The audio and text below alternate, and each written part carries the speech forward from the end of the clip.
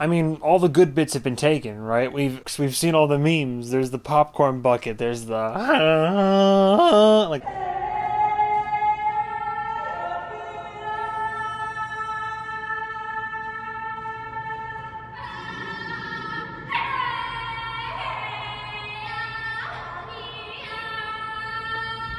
everything from the music to the bald Elvis to I don't know what else there is to say. How do they get off the worm?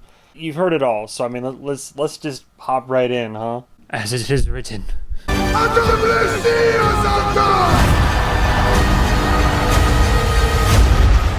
He who can destroy a thing has the real control of it.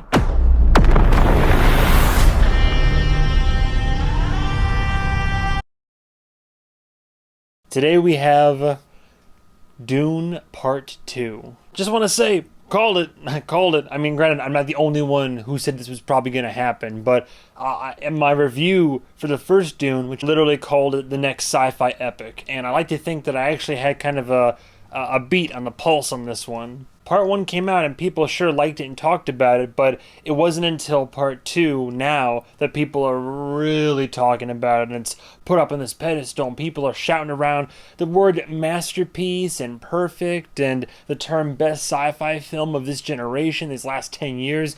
People are just throwing these words around like it's nothing. We'll see about that, In case you don't know, Dune Part 2 is the latest directorial venture by, honestly, I don't know if he's my favorite, but one of my favorite directors in the business, Monsieur Denis Villeneuve.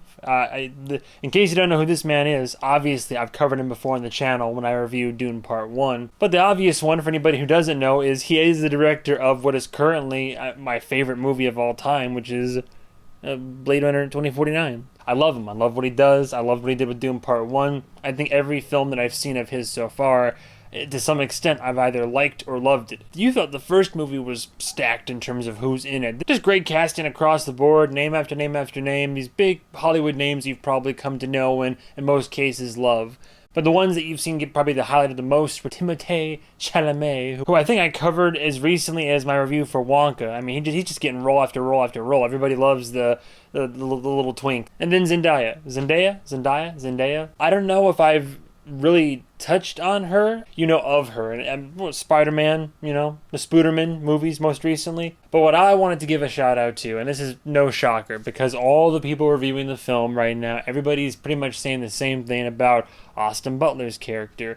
Austin Butler, I think I most recently covered him, I'm pretty sure, in the Elvis movie, the Baz Luhrmann one, not the Sofia Coppola one. The assassin Fade, he's great. Like, unrecognizable, disappears into the role. Granted, the poster alone alludes to a much wider cast, obviously, of many different characters. But I did see this opening weekend, and I wasn't in a rush to review it, just because everybody's doing it, right? And, I mean, I'm almost kind of becoming disenfranchised with reviewing things the weekend of. And if I get early access, I'm more inclined, right? Because then I get to see a film early, and especially if it's good, then I have more impetus to then quickly record, edit, and upload a review for a film that is, still a week or more out down the line. Saw this full crowd, full auditorium, and honestly, compared to, I see a lot of movies, compared to all the movies I've seen this year, this audience was probably the most, just respectful, and just the manners and the theater etiquette was immaculate, so that all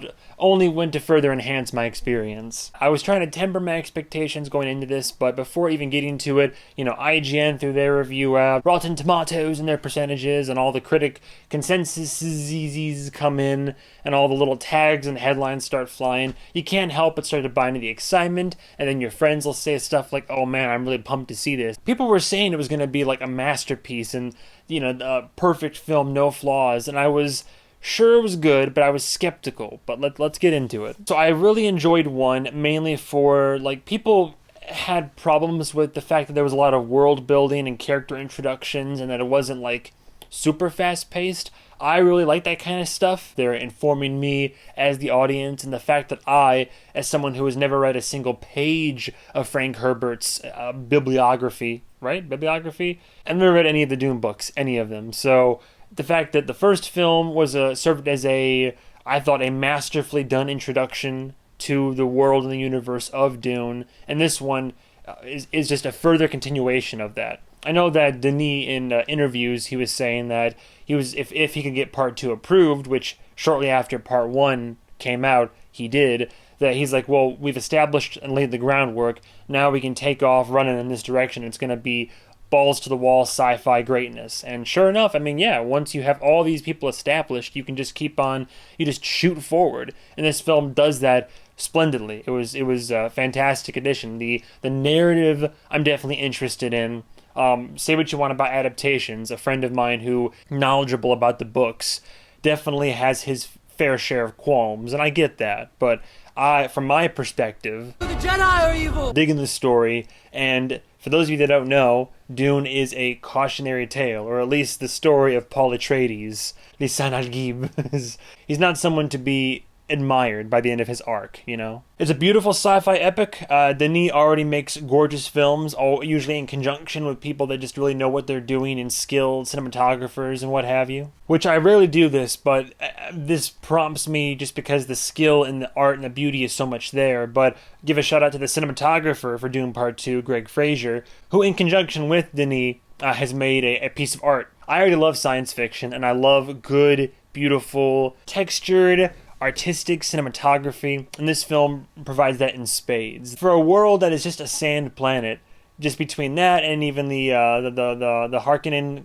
home world and wherever they go in this movie, and the tech used, and the sequences, and with the use of lighting, between deserts to worms to grand palaces to sunset showdowns and duels, like it's great. This film is beautiful, and it's impeccably shot. And people have been reposting scenes from the movie online, or from the trailer anyway, and you could take many, many, many frames and stills from this film, and they'd be like a painting to put up in your place. It's a masterpiece visually, I will say. If you get a chance to see this in IMAX, 100% definitely do. I said it for the first film as well. The biggest screen possible. It still works at home, but seeing a film that's shot specifically on film with a specific lens that I think was revealed recently as the lens that was possibly retired or something like that, to see it in IMAX on the big screen, so you're still watching it on film, but in that large format, and you get that good seat, you know. It's hard to beat. I said the same thing about even Oppenheimer. They re-released Tenet.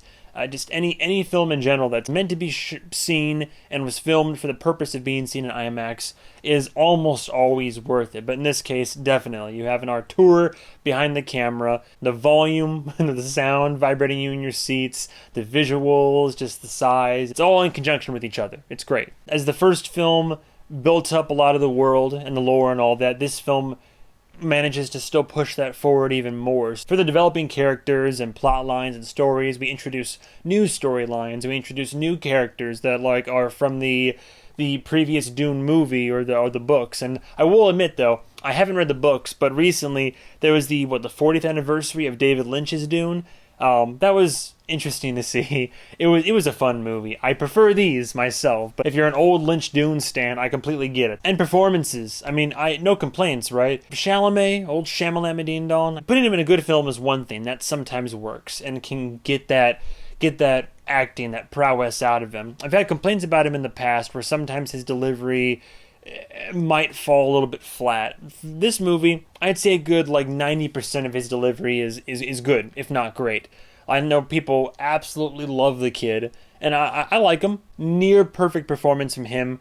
Everybody else across the board, all great. Love it all, with Austin Butler being the highlight for sure. I like how a lot of the narrative and story beats and characters and character emotions and motivations, it isn't just all exposition city. A lot of character, intention and mood and all this is revealed through, how they act, how they interact with other people, the face, the body, the eyes, the whole shebang. It all works. It helps with the movie's quality and the storytelling overall. It's great. You get more insight into people's characters just based on how they portray the characters. Most of the fight scene choreography I enjoyed a lot. In particular, my favorite bit in the entire film is the final duel.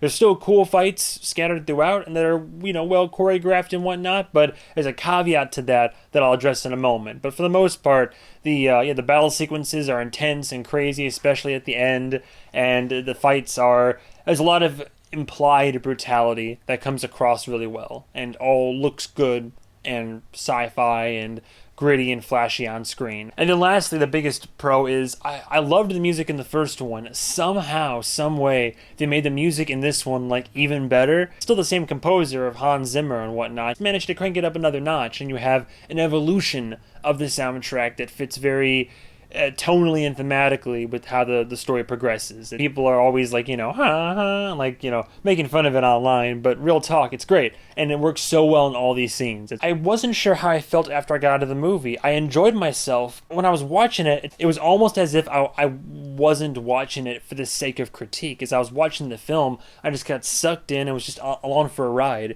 And before, 2 hours, 46 minutes came and went like that, it flew by and I was just, oh man, the movie's over. Okay, well, shit, what now? I was gonna wait until I saw it a second time to try to watch it with a pair of eyes that could scrutinize more, but between all the other movies that are in the pipeline, and believe me, there's a lot of movies, it's March Madness over here, I'm gonna see it at least 2 or 3 more times, but I don't know when I can. Let me go ahead and review it, talk about it, and get my thoughts out there. And honestly, I'd say it's not perfect. It's near perfection. And I might be crucified for this, and if I'm not mistaken, I might be giving this the same rating that I gave the first movie. I think we'll see. But a solid low, a low 5 out of 5. I'll be giving it a relatively similar review. If I had to reapproach part 1, I might give it closer to a high 4, if anything. It's aged well. This one, so the only cons I could possibly think of, and this was after literally I had to converse with friends and associates, and I'm not going to look at it from an adaptation standpoint necessarily. I think overall it was adapted fairly well, as far as I can tell. Admittedly, I have no context for that as I have not read the books. I wish some characters had more screen time and a little bit more development. Dave Bautista's character got some good scenes, but I wish they would have given more, and especially for the little inevitable confrontation between his character and Brolin's character, which I won't get into spoilers necessarily, but I just think some characters could have gotten a little bit more, and understandably some were meant to just be cameos to hint at what's going to come in Dune Messiah, but I would have liked more from what we had, only because what we had was as good as it was. I would have loved to have gotten more of the good, you know what I'm saying? So it's not a dig at the choreography, but it's a dig on the fact that I wish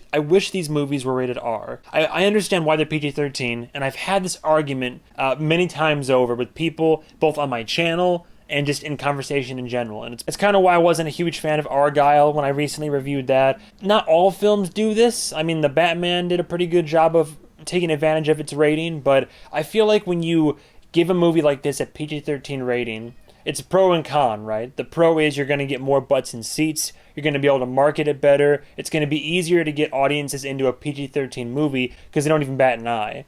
But you make a movie R, and all of a sudden it's a more limited release and not as many people can see it. You won't be able to sell as many tickets. So, again, I understand you want to make it more accessible. But for a movie like this, especially because outside of the Dune universe, Denis movies are typically kind of harder into the R area, and they're more known for their brutality and gruesomeness. They're usually grisly. In my opinion, it's all earned gruesomeness, but I've had that argument before about how violence, or even more intense violence or hyper violence, can really adds to it makes it more serious, it makes it more intense. And I think Dune, that's the only thing that suffers from, in my opinion. I think outside of the gladiator bit and the war waged toward the end and the final duel, and I mean there's implied brutality, whether it's a laser going into someone's helmet and you see the smoldering crater it left, and the gurgling sound of someone dying, or someone being drained of all the moisture in their body off screen.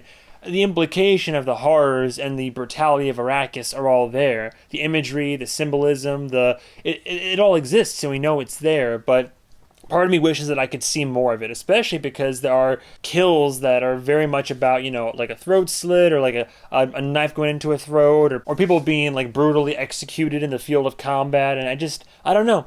Call me old-fashioned, but I just wish it was rated R. A movie will succeed more in its like brutality, and its fight scenes will hit harder and are more intense when there's more at stake and there's more violence. And maybe I'm part of the problem. Who knows? Feel free to re-educate me down below. But that's all I have for cons. Like literally, the only cons I have are I wish the great characters that were in this movie had more screen time, and I wish this movie was rated R. That's it. I just wish that the fights and choreography were more intense, more violent. But aside from that, this movie doesn't really do anything wrong in my opinion. I would give Dune Part 1 probably something closer to a high 4 out of 5. But I would definitely say Dune Part 2 is becoming the next sci-fi epic. I was right about that, and I'm here for it. I would give Dune Part 2 a low 5 out of 5. Definitely catch it in theaters. I'm going to be seeing it again myself. If you didn't like Part 1, you can skip it. People are going to watch this film and misinterpret its message and not realize by the end of it that the story of Paul Atreides is a cautionary tale and he's not a good guy.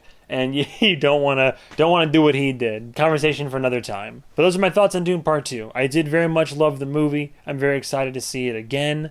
And yeah, go see it if you want. Thank you guys and gals so much for watching. Stay tuned for the next episode of whatever I make. And goodbye, travelers.